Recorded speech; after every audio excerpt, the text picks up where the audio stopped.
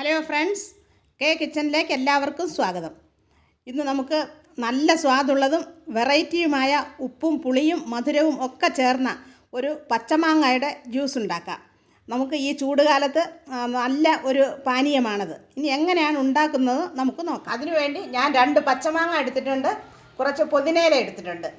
ഇനി നമുക്ക് ഈ പച്ചമാങ്ങയുടെ തൊലിയൊക്കെ ഒന്ന് ചെത്തി ചെറിയ കഷ്ണങ്ങളായിട്ട് അരിഞ്ഞെടുത്ത് കൊണ്ടുവരാം. പുതിനയില ഒന്ന് പറിച്ച് നമുക്കത് ഒരു പിടി പുതിനയിലയാണ് ഇതിനാവശ്യമായിട്ട് വേണ്ടുന്നത്. ഇനി നമുക്കിതുണ്ടാക്കാൻ വേണ്ടി എന്തൊക്കെ ആവശ്യമുണ്ടെന്ന് നോക്കാം. ചെറുതായിട്ട് അരിഞ്ഞ മാങ്ങ, 1 കപ്പ് പുതിനയില, 1 കപ്പ് പഞ്ചസാര, 1 ടീസ്പൂൺ ജീരകം പൊടിച്ചത്, പിന്നെ നമ്മൾ ബ്ലാക്ക് സാൾട്ട്, അത് നമ്മുടെ ഇന്ദുപ്പ്, ഇത് 1 സ്പൂൺ വേണം. ഇത്രയും സാധനങ്ങളാണ് നമുക്കിത് ഉണ്ടാക്കാനായിട്ട് ആവശ്യമുള്ളത്. ഇനി നമുക്ക് ഈ മാങ്ങായും പുതിനയിലയും കൂടി നമുക്കൊരു ജാറിലിട്ട് ഒന്ന് അരച്ചെടുക്കാം. എളുപ്പം തയ്യാറാക്കാൻ പറ്റുന്ന ഒരു ജ്യൂസാണ്.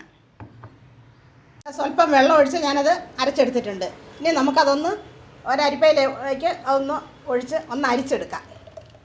ഇത് കുട്ടികൾക്കും മുതിർന്നവർക്കും എല്ലാം ഇഷ്ടപ്പെടുന്ന ഒരു നല്ല ജ്യൂസാണ്. ഇത് എല്ലാവരും ഒന്ന് ഉണ്ടാക്കി നോക്കണം. ഇഷ്ടപ്പെടുകയാണെങ്കിൽ സബ്സ്ക്രൈബ് ചെയ്യണം, ലൈക്ക് ചെയ്യണം, നിങ്ങളുടെ കൂട്ടുകാർക്കെല്ലാം ഒന്ന് ഷെയർ ചെയ്ത് കൊടുക്കുകയും വേണം. ഞാനത് അരിച്ചെടുത്തിട്ടുണ്ട്. ഇനി നമുക്ക് ആ ഇന്ദുപ്പ് അതിലേക്ക് ഇട്ട് കൊടുക്കാം. പിന്നെ ജീരകം പൊടിച്ചത് 1 ടീസ്പൂൺ അതുകൂടി അതിലേക്ക് ഇട്ട് കൊടുക്കാം. പിന്നെ പഞ്ചസാര, അതിൽ ഞാൻ കൂടുതൽ പഞ്ചസാര ഇടുന്നില്ല, ഞാൻ 2 സ്പൂൺ പഞ്ചസാര ഇടുന്നുള്ളൂ. നമ്മുടെ ഇഷ്ടം അനുസരിച്ച് നമുക്ക് പഞ്ചസാര കൂടുതലിട്ട് ഉപയോഗിക്കാം. എന്നിട്ട് നന്നായിട്ട് നമുക്കിതൊന്ന് മിക്സ് ചെയ്യാം.